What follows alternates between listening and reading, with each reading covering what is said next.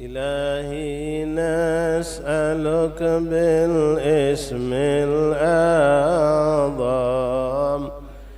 المصطفى فرج علينا. إلهي نسألك بالاسم الأعظم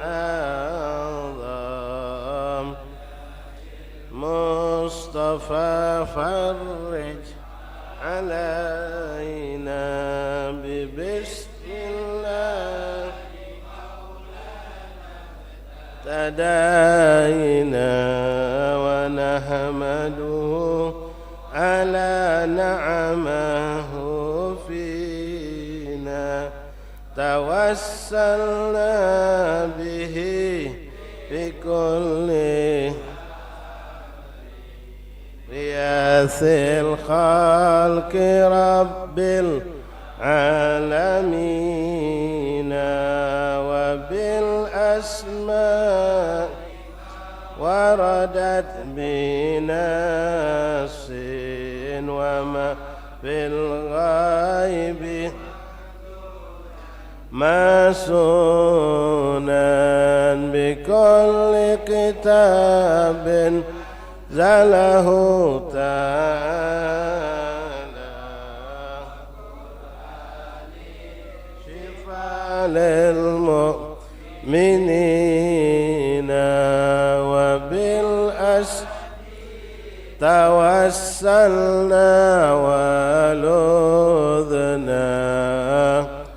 للأنبياء والمرسلين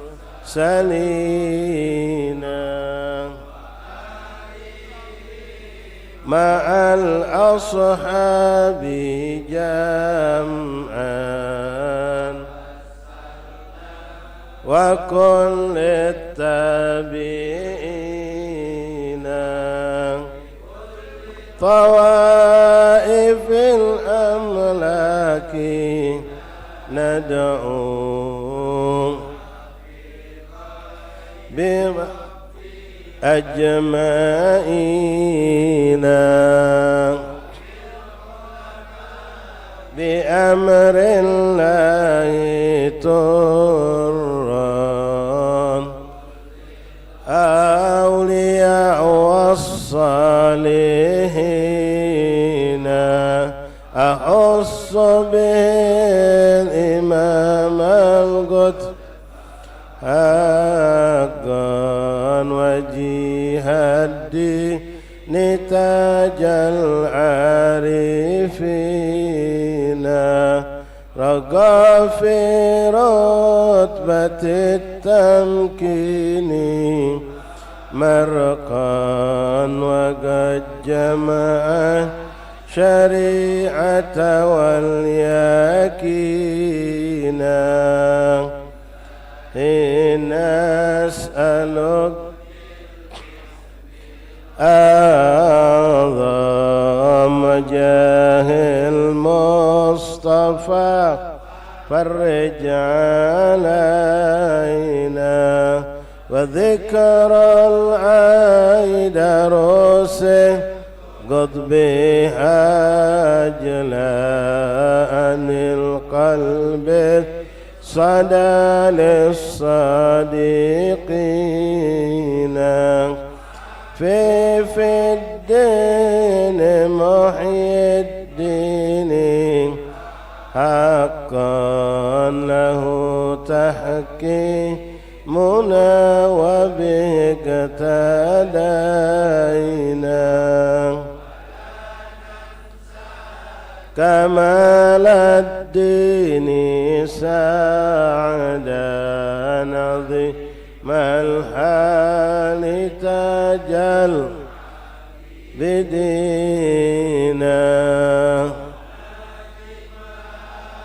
أبا بكر إماما حبه جاها مكينا ندعو إلى المولى تعالى راني الحاضرين في شامل ودوام ساتر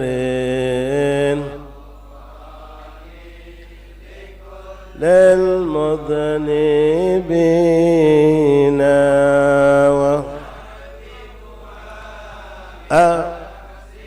وأمن عظيم بعون الله علينا وستر الله مسبول علينا عين الله ناظرة إلينا على محمد كل خير الشافعين إلهي بالاسم الأعظم مصطفى فرجا إلهي نسألك بالاسم العظيم جاه المصطفى فرج علينا والمسلمين يا أرحم الراحمين. يا أحمد حسن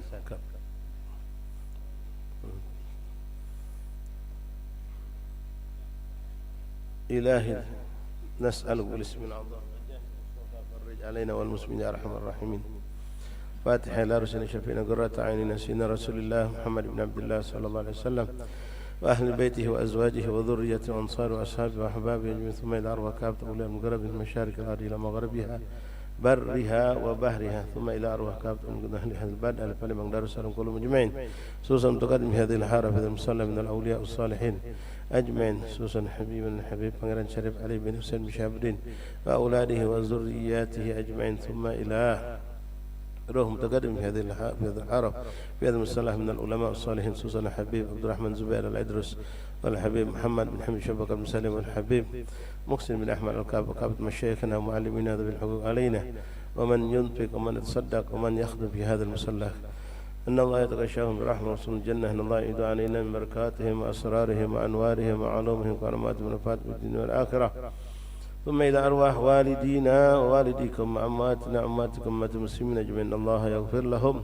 ويرحمهم ويسلمنا برحمته إن الله يعيد علينا من بركاتهم وأسرارهم وأنوارهم وعلومهم وكراماتهم ونفاتهم في الدنيا والآخرة جالبة لكل خير دافية لكل شر دافئة لكل شر لنا وللمسلمين إلى ولا نيتنا الله يشفي مرضانا خصوصا لمن أوصل بالشفاء حبيبنا علي بن عبد الرحمن أبي عبد الله علي بن حميد بن وأبي رضا بن عبد القادر الحمدان وكل من أوصل بها من شأن وأخوان أصحابنا أحبابنا إن الله يشفيهم شفاء عاجلا شفاء لا يرزقهم ولا عالم يعملنا إياكم لطف جري كرمه على هذه كل صالحة ومن وابو آباء ونصرافنا الصالحين جانبا كل وإلى حضرة النبي فاتحة. أعوذ بالله من الشيطان الرجيم بسم الله الرحمن الرحيم الحمد لله رب العالمين الرحمن الرحيم مالك يوم الدين إياك نعبد وإياك نستعين اهدنا الصراط المستقيم صراط الذين أنعمت عليهم غير المغضوب عليهم ولا الضالين آمين. بسم الله الرحمن الرحيم الحمد لله رب العالمين حمدا شاكرين حمدا ذاكرا حمدا يوافي نعمه ويكافئ مزيده يا ربنا لك الحمد كما ينبغي لجلالك الكريم وعظيم سلطانك اللهم صل وسلم وبارك وكرم على سيدنا محمد وعلى آل سيدنا مولانا محمد. اللهم رب اشرح لي صدري ويسر لي أمري واحلل عقدة من لساني يفقهوا قولي ربي زدنا علما ويقينا وارزقنا فهما اللهم ارزقنا فهم النبيين وحفظ المرسلين وإلهامك إلهام ملائكة المقربين سبحانك لا علم لنا إلا ما علمتنا إنك أنت العليم الحكيم وتب علينا يا رب إنك أنت التواب الرحيم واغفر لنا وارحمنا وأنت خير الراحمين وانصرنا على القوم الكافرين بغير برحمتك يا أرحم الراحمين يا أرحم الراحمين يا أرحم الراحمين صلى الله عليه وسلم محمد النبي الأمي وآله وصحبه وسلم والحمد لله رب العالمين. معاشر الأحباب معاشر الحبايب حاضرين إخواني جماعة مجلس تعليم Kampung Morah Musalla Radul Jannah rahimani rahimakumullah. Assalamualaikum warahmatullahi wabarakatuh. Alhamdulillah, thumma alhamdulillah, lakal hamdu syukra ya Rabbana. Bersyukur kita kepada Allah Subhanahu wa taala yang kembali mengumpulkan kita walaupun dalam suasana gerimis hujan.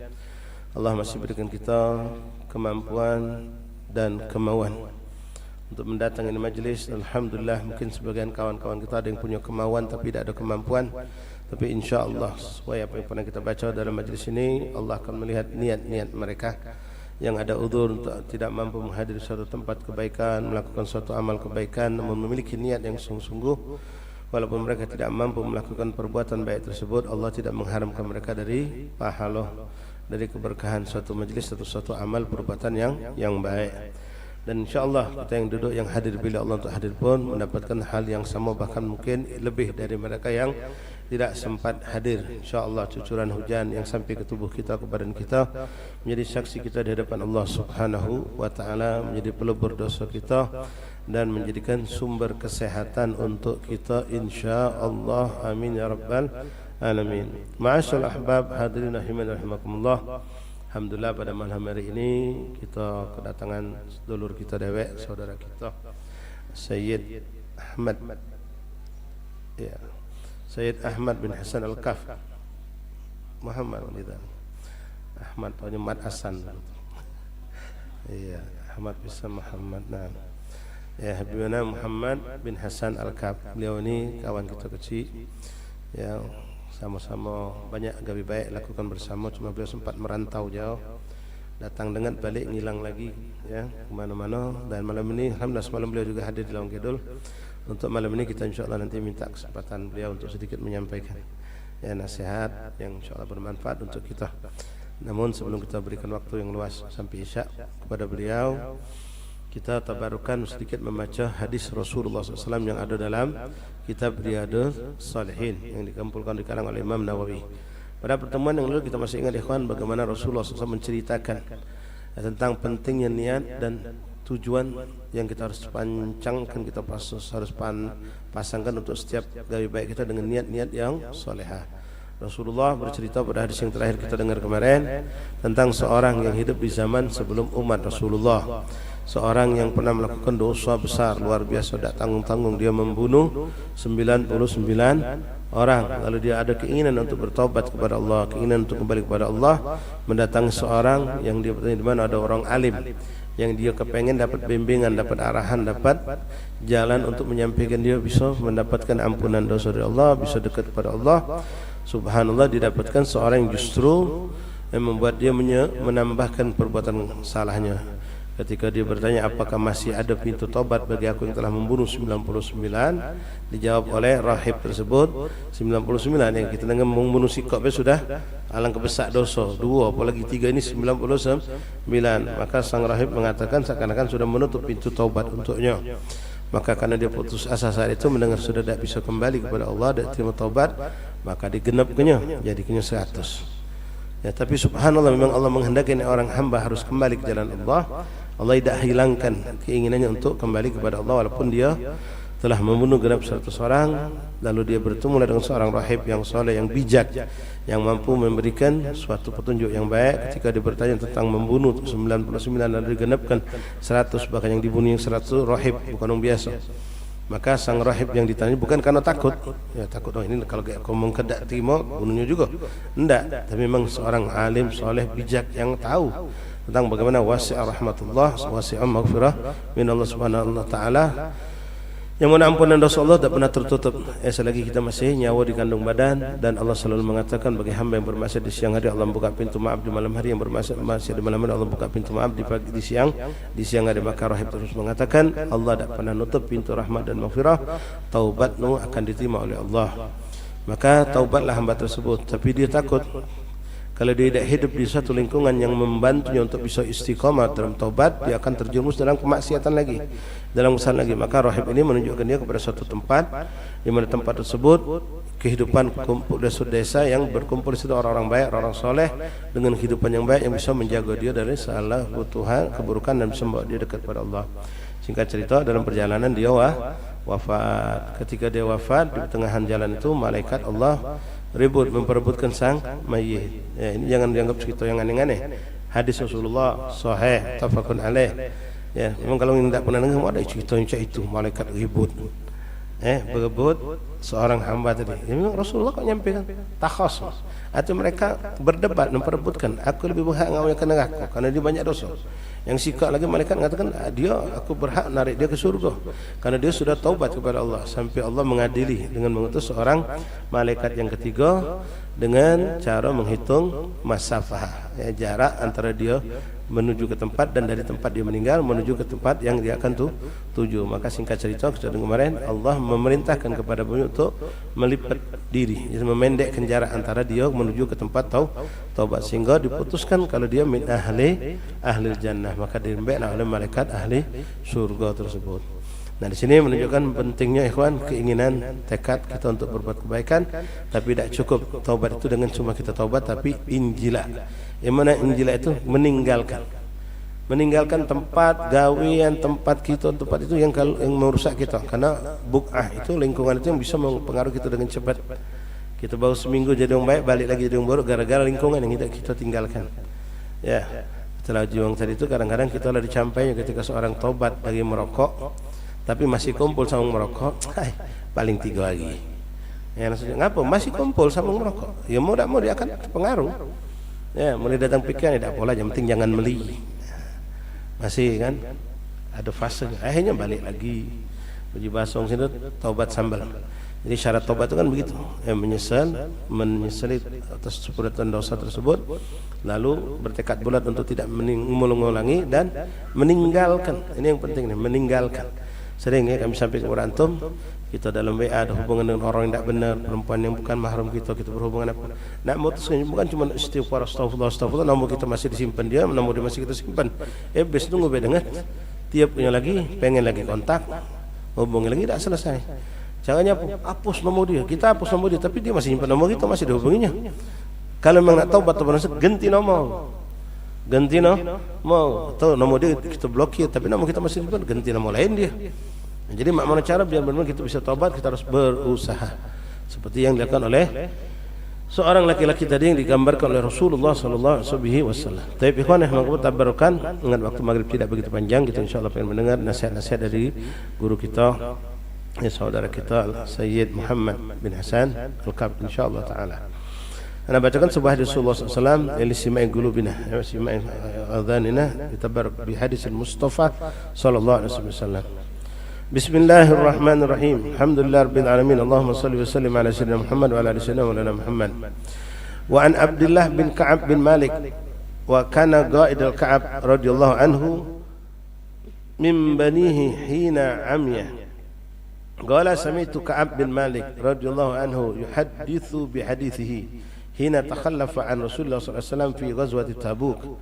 Qala Ka'ab bin Malik radhiyallahu anhu lam atakhallaf an Rasulullah sallallahu alaihi wasallam fi ghazwatin ghazzaha qattun illa fi ghazwati Tabuk.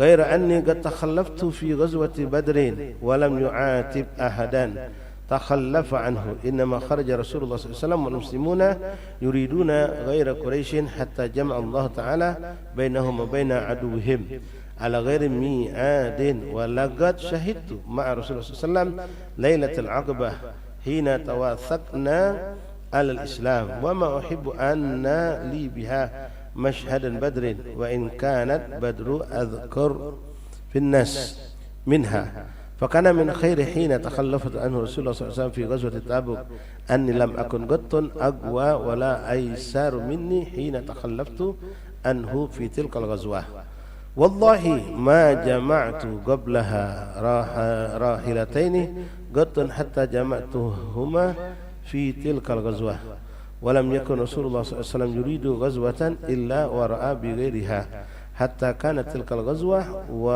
فغازاها رسول الله صلى الله عليه وسلم في حر شديد واستقبل سفرا بعيدا ومفازا واستقبل عددا كثيرا وجل للمسلمين أمرهم ليتآهبوا هبة غزوهم فأخبره بوجههم الذي يريد والمسلمون مع رسول الله صلى الله عليه وسلم كثير لا يجمع كتاب حافظ يريد بذلك الديوان. قال كعب فقال رجل يريد أن يتغيب إلا ظن أن ذلك سيخفى له ما لم ينزل فيه وحي من الله تعالى. وغزا رسول الله صلى الله عليه وسلم تلك الغزوة حين طابت الثمار وظلال فأنا إليها أسعر فتجهز رسول الله صلى الله عليه وسلم والمسلمون معه وطفقت أغدو لكي أتجهز معه فارجع ولم أقضي شيئا وأقول في نفسي أنا قادر على ذلك إذا أردت فلم يزل ذلك يتمادي بي حتى استمر بالناس الجد فأصبح رسول الله صلى الله عليه وسلم غاديا والمسلمون معه ولم أقضي من جمازي شيئا ثم غدوت فرجعت ولم أقضي شيئا ولم يزل ذلك يتمادى بي حتى أسرعوا وتفارط الغزو فهممت أن أرتحل فأدركهم الفليتني فعلت ثم لم يقدر ذلك لي فكنت إذا خرجت في الناس بعد خروج رسول الله صلى الله عليه وسلم يحزنني أني لا أرى لي أسوة إلا رجلا مغموصا عليه في النفاق ورجلا ممن عذر الله تعالى من الضعفاء ولم يذكرني رسول الله صلى الله عليه وسلم حتى بلغ تبوك فقال وهو جالس في قوم بالتبوك ما فعل كعب بن مالك فقال رجل من بني سلمة يا رسول الله حبسه البردة ونظروا في عطفيه فقال له معاذ بن جبل رضي الله عنه بئس ما قلت والله يا رسول الله ما علمنا عليه إلا خيرا وسكت رسول الله صلى الله عليه وسلم وبين هو على ذلك رأى رجلا مبيضا يزول به سراب فقال رسول الله صلى الله عليه وسلم كن أبا خيثمة فإذا هو أبو خيثمة الأنصاري وهو الذي تصدق بصاع التمر حين مزه المنافقون. قال كعب فلما بلغني أن رسول الله صلى الله عليه وسلم قد توجه غافلا من التبوك حضرني بثي فطفقت أتذكر الكذب وأقول بهم أخرج من سخطه غدا واستعينوا على ذلك بكل ذي ري من أهلي. فلما قيل إن رسول الله صلى الله عليه وسلم قد أضل قادرا ما زاه عني الباطل ما شاء الله حتى عرفت أني لم أنجو منه بشيء أبدا فاجتمعت صدقه وأصبح رسول الله صلى الله عليه وسلم قادما وكان إذا قدم من سفر بدن بمسجد وركع فيه ركعتين ثم جلس للناس فلما فعل ذلك جاء المخلفون يعتذرون إليه ويحلفون له وكانوا بضعا وثمانين رجلا والله أعلم بالصواب. Panjang sekali hadis ini ikhwan rahimakumullah ya, jangan untuk membaca dan menjelaskannya membacakan hadisnya ini harus sekitar kurang lebih 4 lembar ya, bercerita tentang bagaimana kejadian perang Tabuk yang mana di situ ada 3 orang sahabat yang mana sebab mereka 3 turunlah surah At-Taubah. 3 orang sahabat Rasulullah SAW yang tidak hadir perang Tabuk karena menganggap mereka punya udzur padahal mereka sendiri sadar kalau mereka udzur itu bukan udzur yang benar-benar udzur, tapi Rasul memberikan izin untuk mereka tidak ikut berperang. Sampailah datang kabar min Allah Subhanahu wa taala. Karena minta izin itu banyak. Minta izin untuk tidak ikut perang itu banyak, tapi mu'dhamuhum kebanyakan mereka 80 orang lebih itu memang orang-orang munafik. Nah, termasuk 3 ini tidak ikut perang tapi bukan munafik. Istilahnya lagi datang lesu. Lagi datang lesu untuk keluar berjuang berperang karena saat itu memang zatul usrah dikatakan perang yang sangat sulit. Perperangan itu jauh tempatnya, musim panas, musim lagi wong susah hidup. Lagi musim susah hidup, musim panas pula masih kena keluar sangat-sangat berat. Kecuali orang memang pilihan Allah. Nah, mu'dhamu sahabat ikut berperang. 3 orang sahabat ini bukan munafik, tapi muncullah lagi datang ujung basok kita kalau boleh diusahakan lagi lesunya, lagi datang malas untuk keluar bersama Rasulullah. Sebenarnya maju mundur tadi ceritakan maju mundur, nak pergi dak sampai akhirnya lepaslah kesempatan Rasul sudah jalan sudah jauh dia ada pacak lagi nyusul. Nah 3 orang ini akhirnya kalau yang munafik sudah ada dembe hitungan. Munafik jelas-jelas munafik fidar kal asfalin, mereka letaknya di neraka Allah Subhanahu wa taala. Namun 3 ini begitu menyesal luar biasa. penyesalan yang sudah tidak bisa mereka perbaiki lagi. Sampai Rasulullah datang, begitu Rasulullah pulang dari perang Tabuk, datang orang-orang munafik nyari muka dan minta maaf, menyatakan lagi uzur-uzur mereka. Maka Rasulullah mengatakan, aku sudah tahu dari Allah, aku sudah diberitahu oleh Allah siapa yang memang hatinya karena ada uzur tidak hadir perang dengan orang-orang yang munafik, kata Nabi. Diusir oleh Nabi. Nah, tiga ini yang bukan munafik, ya, kalau kita baca sampai panjang itu ceritanya, hanya mendapatkan itab, mendapatkan hukuman dari Rasulullah. Tak ditegur, tak dipedulikan, tak dihawil. Bukan cuma Nabi, ya, tapi semua sahabat pun melakukan pemboikotan itu. Jadi di sini jadi syariat pemboikotan itu kadang-kadang dibolehkan. Kan kita kan dengar tak boleh memboikot seorang muslim lebih dari 3 hari. Tapi ada beberapa kejadian yang memang pemboikot itu menjadi suatu hukuman takzir. Kita memboikot anak kita, memboikot istri kita, tak kita ajak ngomong, tak ajak kita, karena mereka mungkin cengkal, nakal, tak nurut, kita boleh melakukan sikap seperti itu. Nah, ini terjadi pada diri sahabat sampailah datang Bara'ah. Makanya surah Taubat disebut surah Taubat, disebut juga dengan surah Bara'ah. Pembebasan 3 orang sahabat tadi dari hukuman Allah Subhanahu wa taala. Hukumannya bukan dirajam, bukan dipukul, tapi lebih pedih, lebih menyakitkan dari pukulan. Apa? Tak dipedulikan, tak ditegur. Manggil Nabi, Nabi tak noleh. Ngucap salam, Nabi jawab dalam hati. Sampai semua orang pun seperti itu. Antum bayangkan, ya, seluruh orang bersikap seperti itu. Ada kita datang, wong lagi kumpul, kita datang, wong lagi. Ada apa kita tak diundang. Jadi hidup macam di negeri yang asing. Nanti insyaallah panjang umur afiat, Allah izinkan, karena begitu panjang hadis tadi, insyaallah kita baca pada pertemuan tadi, baru sebagian yang kami baca. InsyaAllah membaca dan mendengar kita berikan berkah, insyaAllah. Alhamdulillah, malam ini pada akhirnya Muhammad bin Hasan Al-Kab, beliau ini wong 10 lagi ni lah, wong 11 lagi perbatasan, 10 lagi 11 lagi. InsyaAllah kita dengarkan nasihat beliau, InsyaAllah bermanfaat untuk kita. Fadhalah.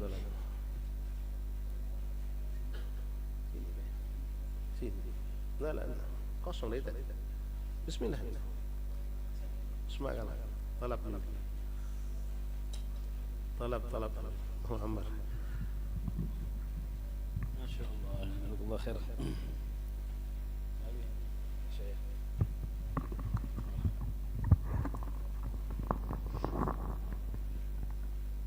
Assalamualaikum warahmatullahi wabarakatuh.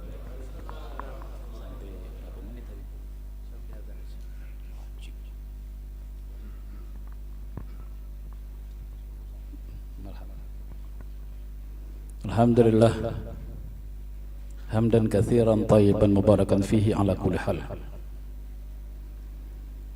Alhamdulillahilladzi ja'ala lana al-iman wal islam tariqan ilahi wa sabila wa agama lana ala ma'rifatihi burhanan wadihan wa dalila wa ba'atha ilaina sayyidina wa maulana Muhammadan sallallahu alaihi wasallam ibni Abdillah rahmatan lana wa mutammiman limakarimil akhlaqi wa rasulah. Allahumma salli wa sallim wa barik wa karim wa syarif wa azim wa tarham wa tahannan wa ta'attaf wa talattaf ala sayyidina wa maulana Muhammad wa habibina Muhammad wa syafi'ina Muhammad wa qurrati a'yunina wa maulana Muhammad wa ala alihi wa sahbihi fi kulli lamhatin wa nafasin adada ma'lumin lak. Ma'asyiral habaib wal muslimin rahimakumullah. Para habaib yang hadir, yang Al-Fagir muliakan dan dimuliakan oleh Allah. Amin Allahumma.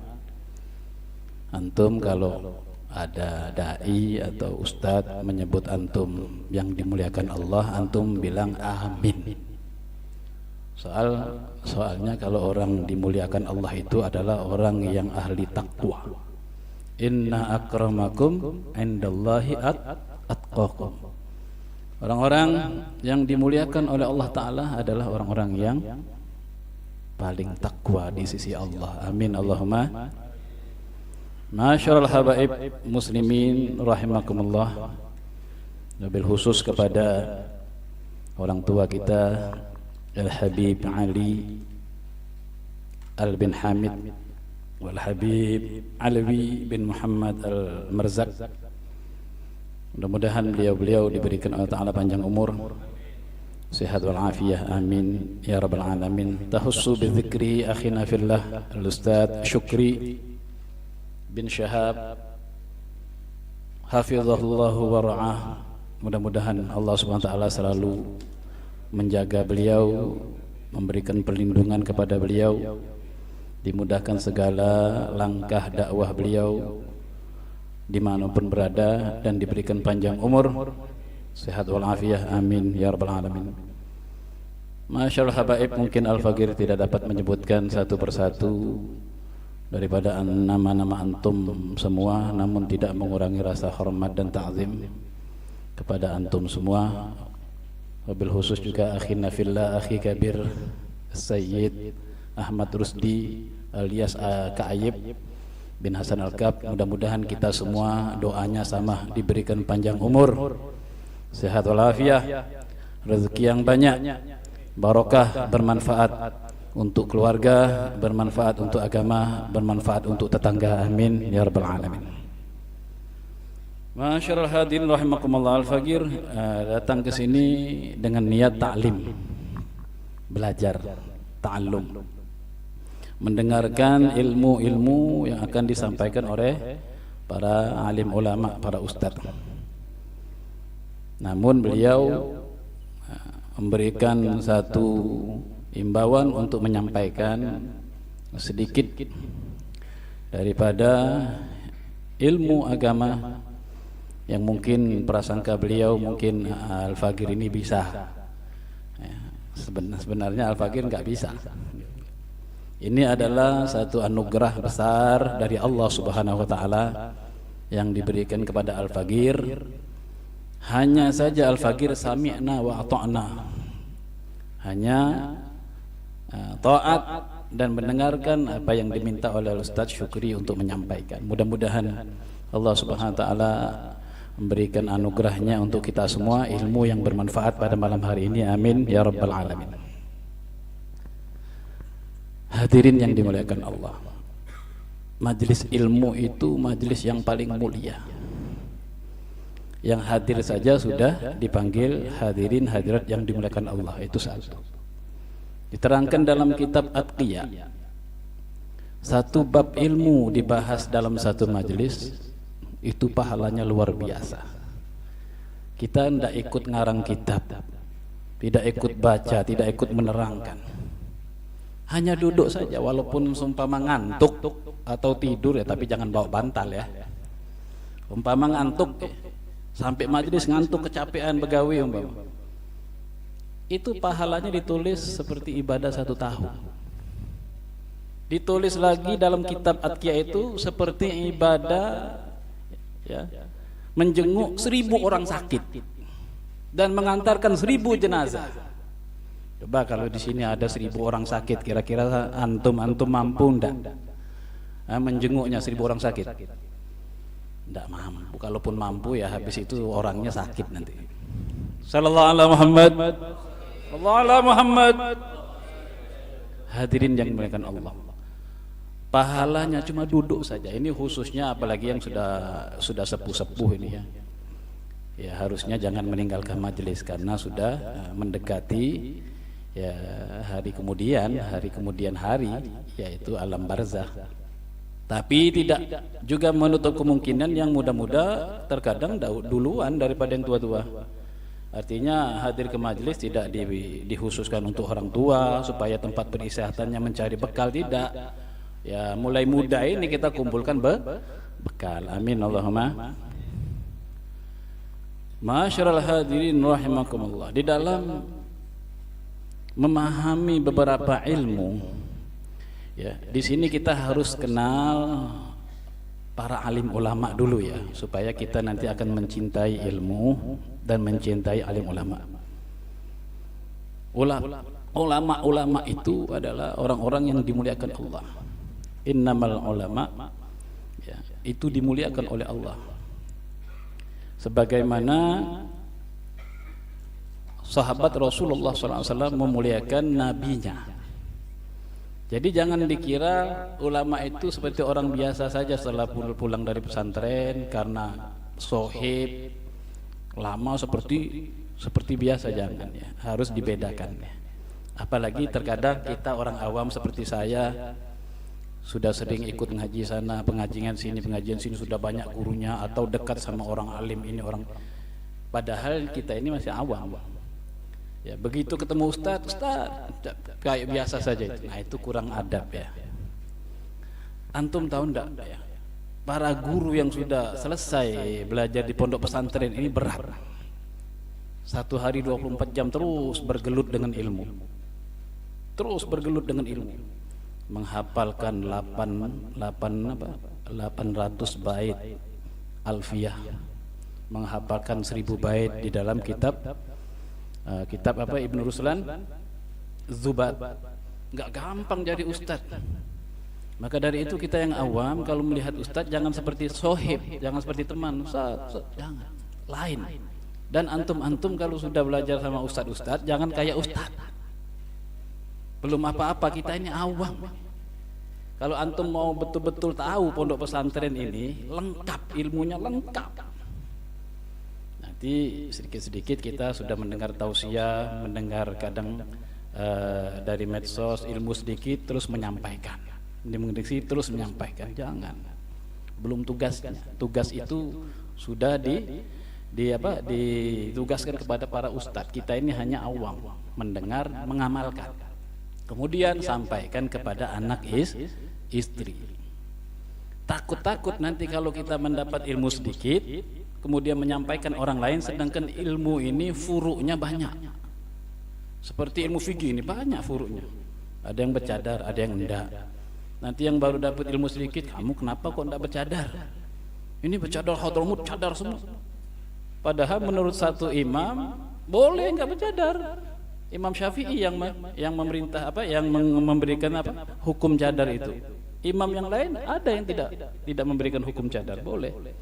Artinya jangan kita mendapat ilmu sedikit terus mengkritik orang, jangan.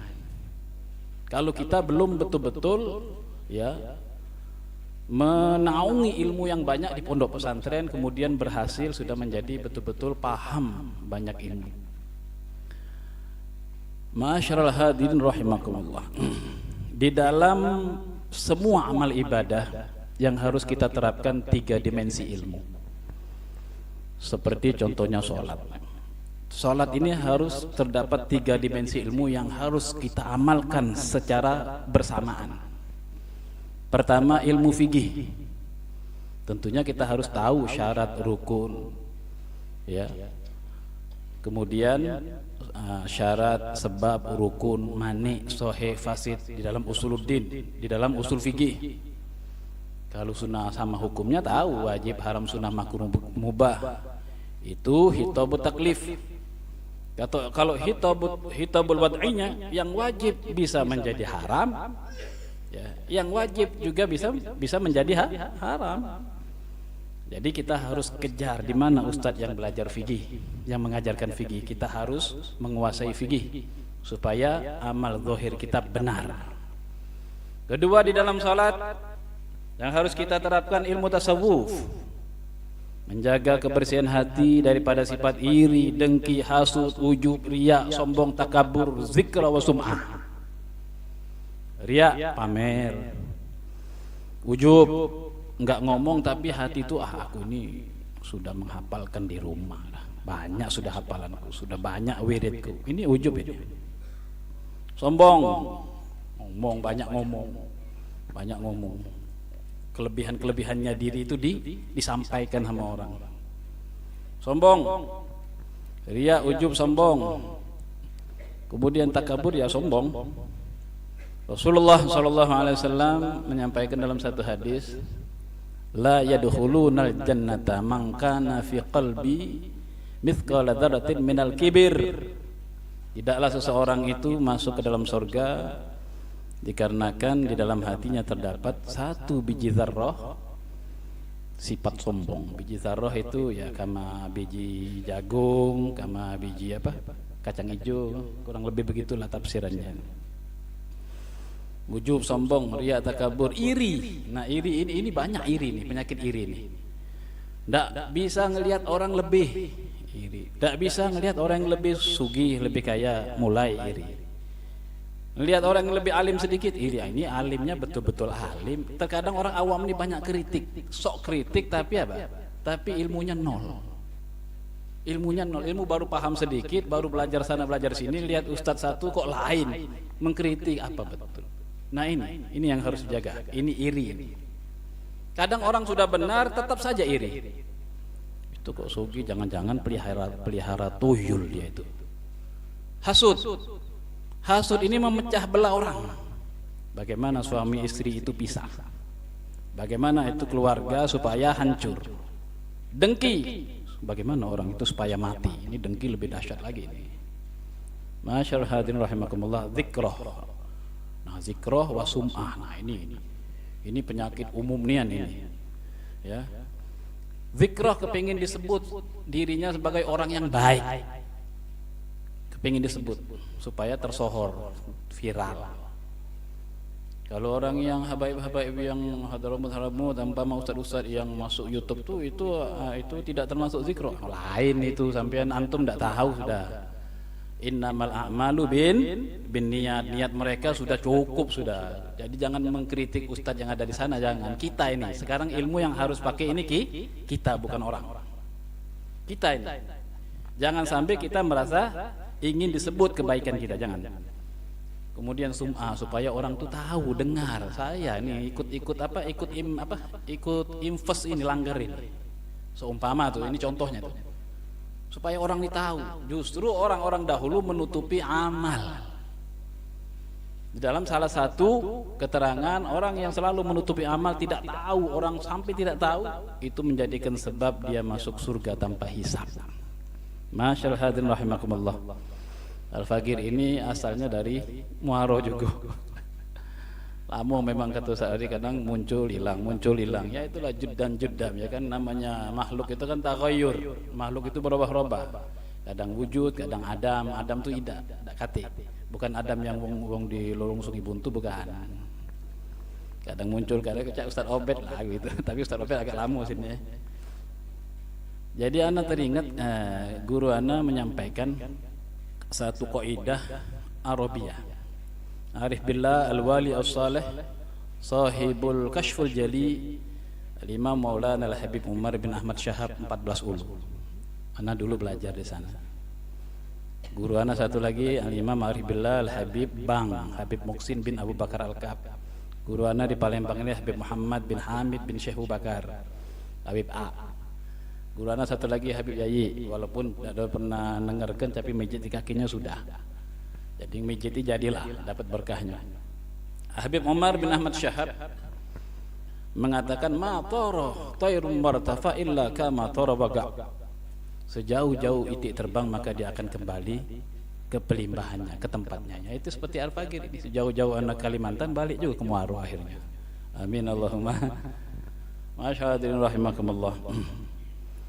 Jadi masalah dimensi ilmu tadi, tasawuf sudah, sekarang tauhid. Di dalam sembahyang itu ada 3 dimensi yang harus terapkan. Fikihnya sudah, tasawufnya sudah, menjaga hati, menjaga ucapan, penglihatan, pendengaran, makanan, minuman, ya, yang tidak jelas halal haramnya.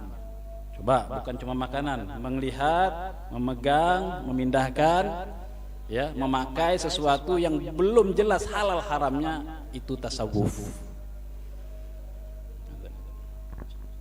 Marhaban bil qa'il adla bi salati marhaba wa sahla Allahumma aftahak ahsan.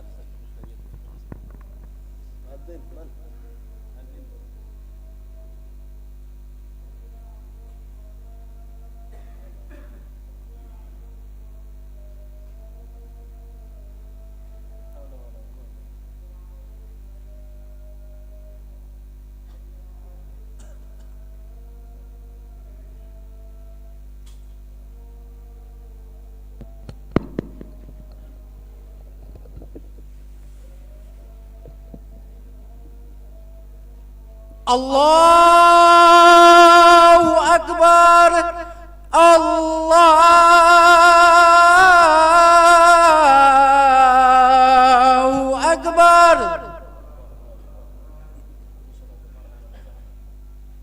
Allahu Akbar. Allahu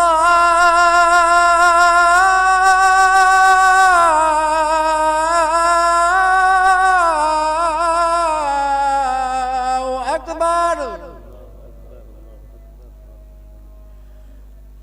Asyhadu an la ilaha illallah.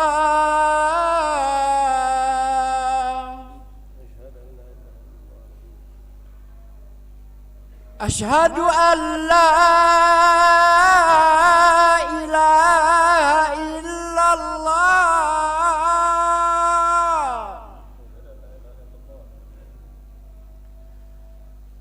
Asyhadu anna Muhammadar Rasulullah.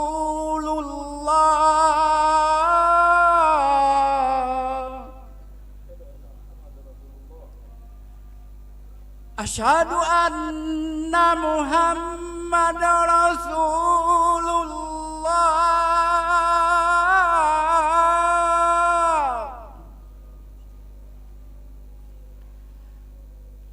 Hayya 'alal shalah.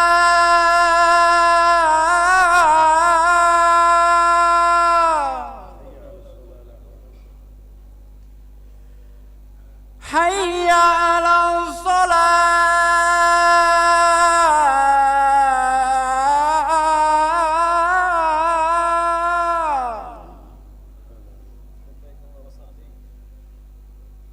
Hayya 'alal falah.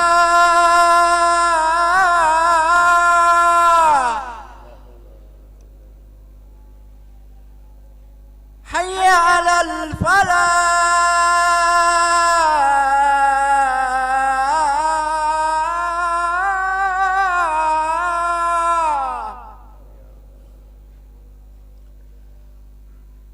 Allahu Akbar. Allahu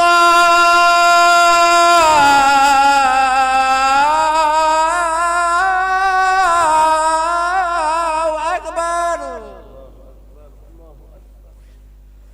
La ilaha illallah.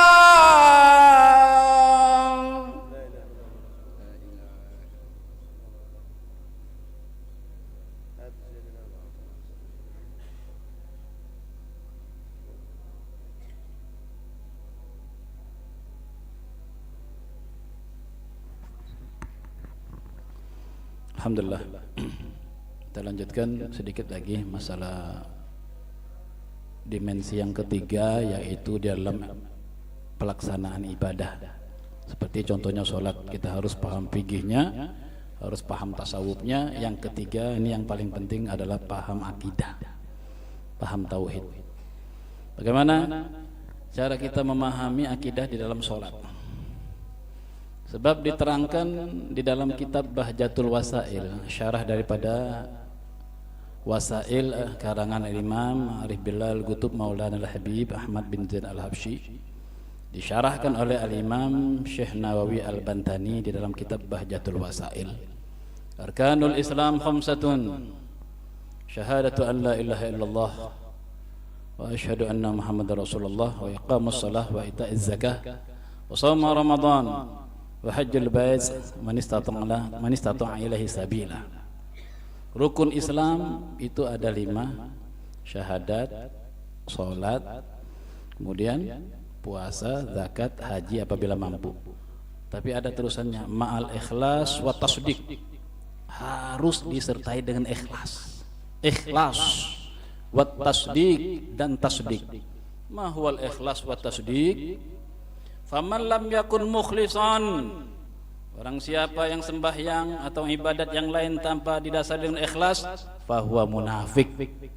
Faman lam yakun musaddiqan, barang siapa yang beribadah tanpa adanya tasdik, fahuwa kafir, maka dia dihukumi kafir. Hadirin yang dimuliakan Allah, sedikit kita kupas masalah ini, nanti penjabarannya nanti akan dijabarkan oleh Ustazuna Ustaz Syukri nanti di pertemuan berikutnya. Al-Faqir cuma mengupas sedikit saja. Ikhlas itu tingkatannya banyak. Ikhlasnya awam, ikhlasnya ustadz, ikhlasnya ulama, ikhlasnya wali, ikhlasnya sahabat tabi'in, ikhlasnya nabi, ikhlasnya rasul, ikhlasnya junjungan kita Nabi besar Muhammad sallallahu alaihi wasallam. Tentunya beda. Kalau mau ngikuti yang kelas-kelas tinggi tidak mampu kita. Paling tidak kita masuk ikhlasnya awam. Mengerjakan niat dengan betul-betul dipasang niatnya karena Allah. Sembahyang karena Allah, bukan karena tujuan lain-lain. Lisannya ikrar, hatinya pasang niatnya. Muqtaranan bil fi'li, dibarengkan dengan niat. Itu sudah ikhlasnya awam. Naik sedikit lagi ikhlasnya orang-orang yang alim, orang-orang yang berilmu, orang-orang pelajar-pelajar lah, seperti orang yang belajar seperti kita. Harus mengerti yang namanya Allah. Kalau kita ikhlas dengan nama Allah, kita harus tahu siapa Allah. Kalau kita tidak tahu siapa Allah, berarti kita membohongi diri kita sendiri, membohongi Allah juga. Ya, kadzabta, inti berdusta. Engkau berdusta atas nama Allah, tapi engkau tidak kenal yang kau sebut itu siapa. Ya. Di dalam Khutbatul Habib Husain bin Tahir, sesungguhnya asal usul inna asla wal asas huwa ma'rifatul ma'bud qabla al ibadah. Sesungguhnya asal usul daripada Islam itu adalah ma'rifatul ma'bud, mengenal siapa yang dia sembah qabla al ibadah, sebelum dia beribadah. Berarti kita tidak usah sembahyang dulu ya, harus kenal Tuhan dulu. Nah, itu menurut inti yang salah. Sembahyang ya tetap sembahyang sambil belajar mengenali siapa yang kita sembah. Loh, kalau kita tidak tahu siapa yang kita sembah, terus kita menyembah siapa? Husnuzon, ghalabatudz-dzan, waham, syak, bisa timbul jadi syak, bisa waham. Sedangkan kita harus meyakini, ya, iman itu harus dengan yakin, tidak dengan waham. Terkadang saya dulu belajar sama Ustadz Ali, masih belum belajar tauhid yang matang. Ustadz Ali itu kitabnya Ihya Ulumuddin, Ustadz Ali Martoyib Hikam, Bidayatul Hidayah, Risalah Mu'awana, Nasil Ibad, sudah belajar sebelum ke pondok pesantren. Itu masih menyangka apabila ada sinar di sholat itu, menyangka ini percikan sinarnya Tuhan, sinarnya Allah ini. Itu Al-Faqir masih menyangka saya ini sholat sedang berhadapan dengan Allah. Ini husnuzon ini, bukan yakin, ini husnuzon. Setelah ke pondok pesantren dikupas masalah akidah, ternyata salah besar. Menganggap Allah itu berdimensi tempat, berdimensi arah. Padahal sudah hikam, sudah belajar, sudah Ihya Ulumuddin sudah belajar. Maka di sini ya disebutkan sesungguhnya asal usul daripada Islam itu ma'rifatul ma'bud, mengenal siapa yang dia sembah sebelum dia menyembah. Kembali kepada Bahjatul Wasail tadi, sesungguhnya seumpama kita contohkan di dalam rukun Islam tadi adalah sembahyang, tidak disertai dengan ikhlas sembahyangnya, perbuatan baik apa saja tidak disertai dengan ikhlas, fahuwa munafik, maka dia termasuk orang yang munafik. Ikhlas ini tidak gampang. Kemarin di Kalimantan ada orang awam seperti saya mencontohkan ikhlas itu seperti orang berak. Kalau kita di sini apa berak? Mesing ya. Berak lah, sudah berak, buang hajat. Kalau orang buang hajat itu tidak mungkin dia ingat sama hajatnya. Tidak mungkin, oh hajat saya kemarin gimana, besok dilihat lagi, enggak. Kemudian apabila dia sakit perut, dia pasti cepat-cepat mencari WC. Sampai mobil di perjalanan stop dulu, saya mau ke WC. Itu katanya ikhlas, contohnya ikhlas. Hadirin yang dimuliakan Allah, ini contoh kurang tepat hadirin. Kalau ikhlas ini kan kalimat yang bersih, yang murni. Tidak bisa dicontohkan dengan berak. Ikhlas, berak didampingkan tidak cocok hadirin. Walaupun hanya diberi contoh. Kalau hanya ikhlas itu hanya sekedar dipandang dari segi berak, orang kafir berak juga. Orang Cina berak juga, berarti orang Cina kafir bisa ikhlas. Ikhlas ini bukan perbuatan umum ini. Ini perbuatan orang yang alim, yang betul-betul mengerti. Walaupun kita awam, asalkan yang rajin belajar, insya Allah bisa ikhlas. Dengan ilmu ikhlas itu, bukan dengan beherak. Saya tentang waktu itu di Kalimantan, bukan dengan beherak, Ustaz. Kalau beherak itu digambarkan seperti orang ikhlas, orang kafir beherak, orang Cina beherak. Dan juga orang yang bodoh juga bisa ikhlas, karena orang bodoh berak juga. Coba tanyakan sama orang bodoh, orang bodoh, kamu berak, diinget-inget nggak beraknya? Enggak lah Beb, masa mau inget tai katanya. Berarti kamu bisa ikhlas. Iyalah ikhlas saya dengan berak. Ya, siapa yang nggak ikhlas dengan tai? Siapa? Ada yang nggak ikhlas dengan tainya? Ikhlas ini masalah memberi dan menerima. Ini contoh saja ya. Nanti saya jelaskan sedikit ikhlas. Apabila kita memberi, kira-kira ikhlas tidak? Ya. Kalau beherak tidak usah ditanya, semuanya orang bisa. Memberi, sumbangan langgar, sumbangan maulid, sumbangan arba'in, sumbangan Isra Mi'raj. Nanti datang-datang sumbangan lagi, memberi. Di dalam kitab ada orang bersedekah tapi tetap dianggap pelit. Karena apa? Karena setelah sedekah di belakang ngomong, aduh sedekah lagi nih. Diberi duitnya tetap, tapi dia di belakang ngomel. Maka itu tetap dianggap pelit. Dianggap pelit. Nah, orang pelit ini bahaya ya. Orang pelit ini bahaya. Dalam terangkan dalam hadis itu tidak akan masuk surga orang-orang yang pelit. Pelit di dalam apa saja dah. Apalagi urusan agama. Jadi memberi itu kadang kita masih hitung-hitungan berapa lah kira-kira duit ada 1 juta 100 aja dah. Di ATM ada 100 juta nyumbang melanggar paling 1 juta aja. Sisanya masih banyak. Ketika menerima yang manis-manis, alhamdulillah cair, alhamdulillah semuanya. Ketika Allah Ta'ala memberi sesuatu yang pahit, kira-kira bisa nerima enggak? Apa ngeluh?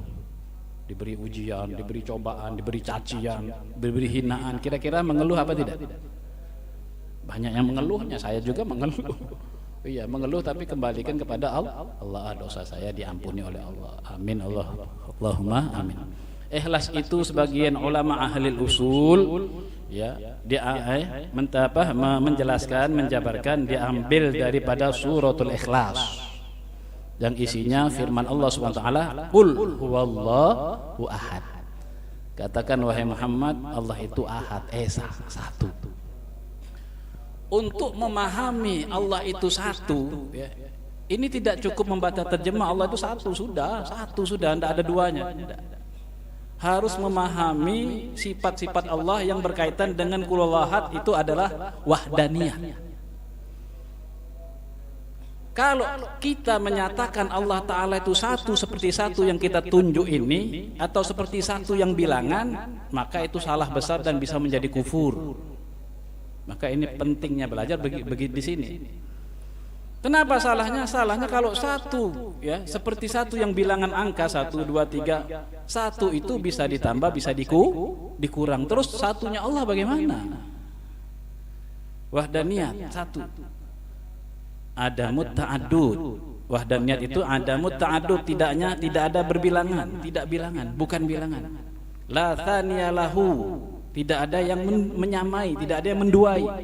Di dalam apanya? Di dalam zatnya, di dalam sifatnya, di dalam perbuatannya atau af'alnya.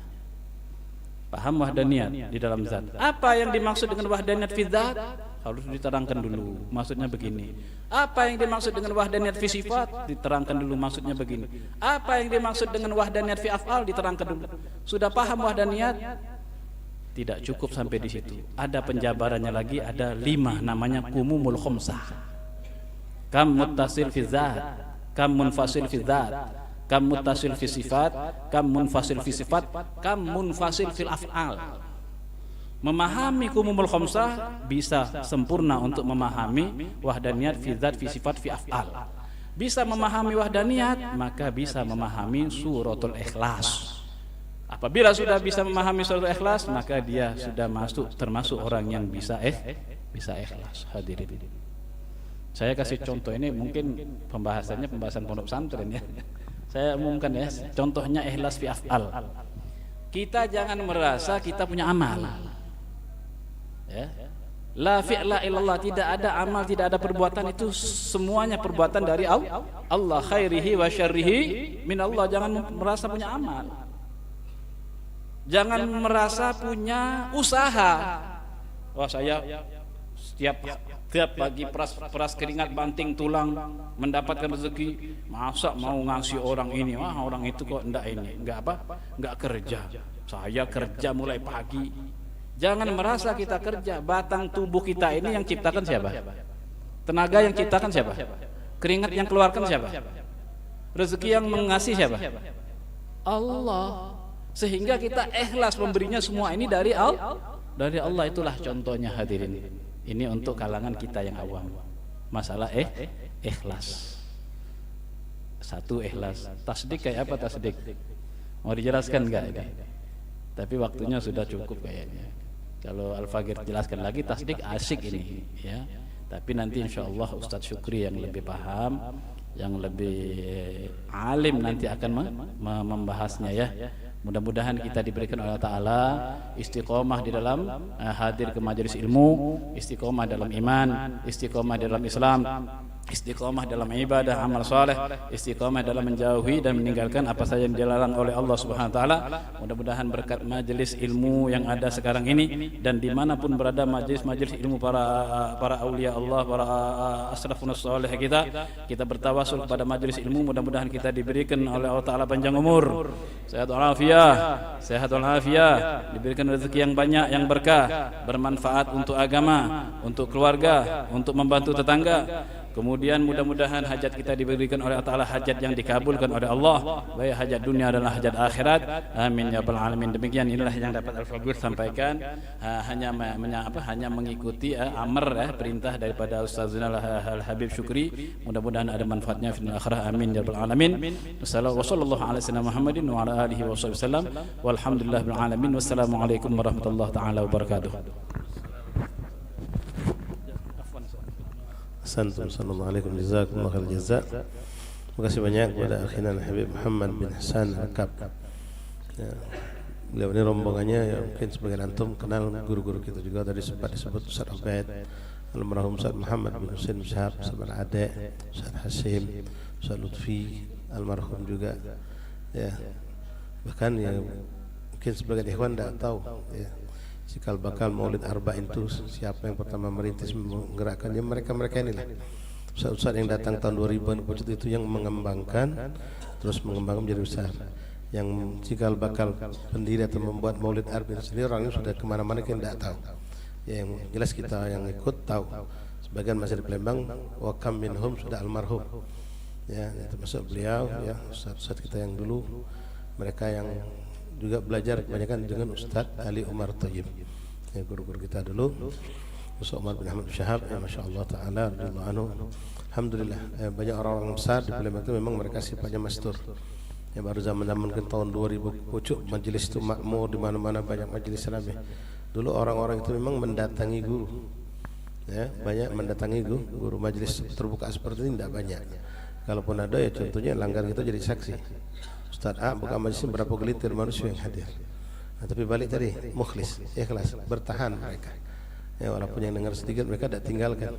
Kalau kita orang jemaah majelis cuma 5 berlari kita. Ngajar 2 kali, 3 dan datang lagi mungkin. Ya, beda dengan orang dulu. Ya, orang dulu sedikit tapi berkah. Jazakumullah khairan jazak. Mana apa yang beliau sampaikan tadi sebenarnya ya sangat banyak dan luas, tapi memang jujur itu ilmu anak pesantren.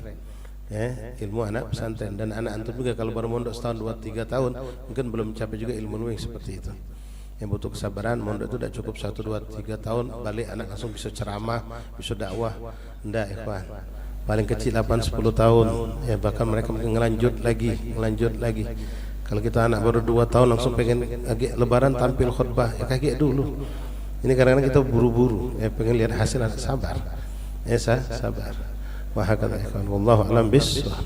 Kebetulan juga kita bisa ini ada majelis lagi Habib sebagian ikhwan yang hadir di majelis berikutnya. Jadi insyaallah apa yang beliau sampaikan tadi menjadi motivasi ya untuk kita lebih semangat belajar, mengenal tentang ibadah kita akan lebih dalam lagi insyaallah taala. Amin ya rabbal alamin. Bismillahirrahmanirrahim. Alhamdulillahi rabbil alamin. Allahumma salli wa sallim ala sayyidina Muhammadin wa ala ali sayyidina Muhammad. Ya rabbana i'tarafna bi an وأننا أسرفنا على لظى فاتب علينا توبة تغسل واستر لنا العورات وآمن الروعات واغفر ربي ومولودينا والأهل والإخوان